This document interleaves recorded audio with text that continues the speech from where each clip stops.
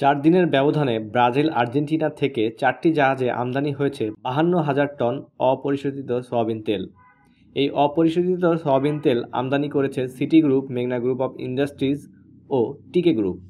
মঙ্গলবার 10 ডিসেম্বর সকাল পর্যন্ত গত 4 দিনের ব্যবধানে 4টি জাহাজে ওই 52,000 টন অপরিশোধিত সয়াবিন চট্টগ্রাম বন্দরের জলসীমায় আসে।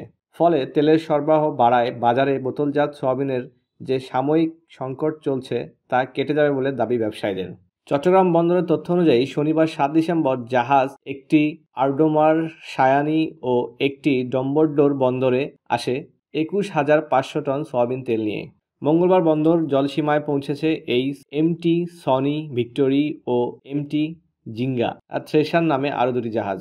এই 2 জাহাজে রয়েছে 30,600 টন সয়াবিন তেল। এর মধ্যে একটি আরডোমোর সায়নী জাহাজ থেকে তেল খালাস হয়েছে। সোমবারই 9 ডিসেম্বর জাহাজটি বন্দরে ছেড়েছে। জাহাজগুলোর মধ্যে সনি ভিক্টোরি এসেছে ব্রাজিল থেকে, বাকি 3টি আর্জেন্টিনা থেকে। আর এতেই জ্বলছে ভারত।